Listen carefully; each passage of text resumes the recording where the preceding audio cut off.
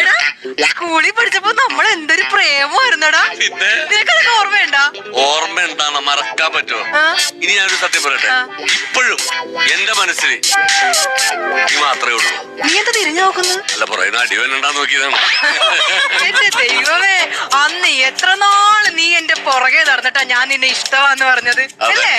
ഇഷ്ടമാന്ന് പറഞ്ഞു കഴിഞ്ഞപ്പോ തൊട്ട് പിന്നെ എന്തൊരു രസമായിരുന്നല്ലേ. നേരം വെളുക്കാൻ കാത്ത് സ്കൂളിലേക്ക് ഓടി വരാനാണ്. അതെ അതെ, മണിയുടെ ശബ്ദം കേട്ടാ ഞാൻ ഓടി വരുമായിരുന്നു. അത് നിനക്ക് മണിയനുമായിട്ട് ബന്ധമുണ്ടായിരുന്നല്ലേ? ഏത് മണിയൻ? അന്നേ സംശയം ഉണ്ടായിരുന്നു. ഏത് മണിയെന്ന്? മണിയൻ കേസ്. അവന്റെ ശബ്ദം കേൾക്കുമ്പോ നീ ഓടി വരുമെന്ന് പോടാ അവിടുന്ന്. മണിയനും ഒന്നും അല്ല, മണി ബെല്ലടിക്കുമ്പോഴത്തേക്ക് ഞാൻ ഓടി വരുമായിരുന്നു നിന്നെ കാണാനായിട്ട്. നിനക്ക് ലവ് ലെറ്റർ തരാൻ വേണ്ടി ഞാനൊരു വരവ് വന്നപ്പോ ടീച്ചറിന്റെ എനിക്ക് ഓർമ്മയുണ്ട്, മറ്റേ മലയാളം ടീച്ചർ പിടിച്ചതല്ലേ, ഉഷ ടീച്ചർ. നിന്റെ പൊന്നെ, എന്നിട്ട് ആ ടീച്ചർ നിന്നെ എന്തോരം തല്ലിയല്ലേ. എന്റെ പാട് ഇപ്പോഴും എന്റെ കാലത്തിലുണ്ട്, പോയിട്ടില്ല. ശരിക്കും പറഞ്ഞ ആ ടീച്ചർ നിന്നോട് ഇത്തിരി കുശുമ്പായിരുന്നു. കുശുമ്പോട്ടൊന്നുമില്ല, ടീച്ചർ ആ ലവ് ലെറ്റർ വായിച്ചു നോക്കി, എന്നിട്ട് പറഞ്ഞു ഞാൻ എന്തിനാടാ നിന്നെയൊക്കെ മലയാളം പഠിപ്പിക്കുന്നത്. ഒട്ടട തെറ്റായിരുന്നു. നിന്റെ 4 കെട്ടിന്റെ പടിപ്പുറ മുറ്റത്ത് ഞാൻ എന്റെ മുറി കൂടി പണിയിക്കട്ടെ.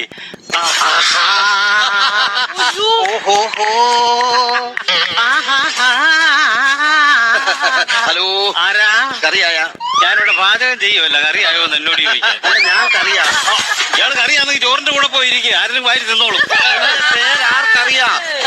ഇയാളുടെ പേര് ആർക്കറിയാവുന്നു എന്നോട് ചോദിച്ചാൽ ഞാൻ എന്തോ പറയാം? ഇയാളെ പറ്റി ഇയാൾക്ക് അറിയത്തില്ലയോ? എന്റെ ദൈവമേ, ഭ്രാന്തനോട് എങ്ങനെ പറഞ്ഞ് മനസ്സിലാക്കുന്നത്? എടോ മനുഷ്യ, എന്റെ പേര് കറിയാ.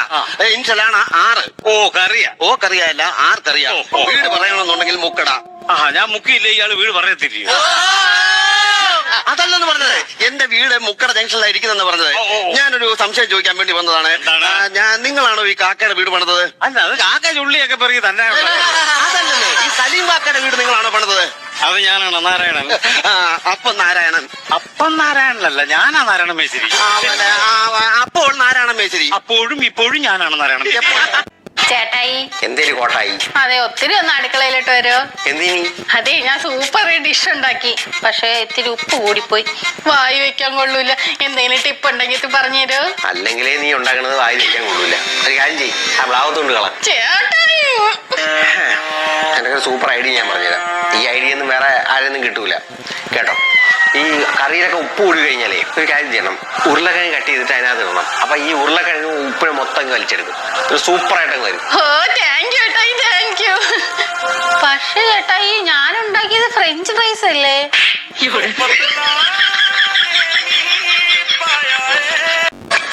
ഞാനൊരു കാര്യം പറഞ്ഞാൽ നോ പറയോ? ഒരിക്കലും ഇല്ല. പണ്ട് ധൈര്യമായിട്ട് പറഞ്ഞു, എന്ത് പറഞ്ഞാലും ഞാൻ അനുസരിക്കും. ഞാൻ വെള്ളത്തിലോട്ട് ചാടണം. അതൊന്നും വേണ്ട. പിന്നെന്താ? എന്നാ ഞാൻ പറയാം. ഒളിച്ചോടുന്ന കാര്യം കുറച്ചൊരു ഗ്യാപ്പ് തരണം. കാരണം കുറച്ച് കാര്യങ്ങളൊക്കെ ഒന്ന് സെറ്റ് ചെയ്തിട്ട് വേണം നമുക്ക് വിട്ടുകളയാൻ. അതൊന്നല്ല. നോ പറയില്ലല്ലോ? ഒരിക്കലും ഇല്ല, എന്തു പറഞ്ഞാലും ഞാൻ അനുസരിക്കും. എന്നാലേ ഒരു ജീവൻ ലക്ഷ്യം എടുക്കട്ടെ. ജീവൻ ലക്ഷ്യ ജീവൻ ലക്ഷ്യ പോളിസിയില്ലേ, അതായത് ഇപ്പൊ ആരും മരിച്ചു പോവാണെങ്കില് കുടുംബത്തിന് ആ പൈസക്ക് ധനസഹായിട്ട് കിട്ടും. നല്ലൊരു എമൗണ്ട് കിട്ടും. കുടുംബം അനാഥാവേണ്ടി വരില്ലല്ലോ. ഞാൻ മരിച്ചാലാ? LIC ഏജന്റാണോ? അതെ.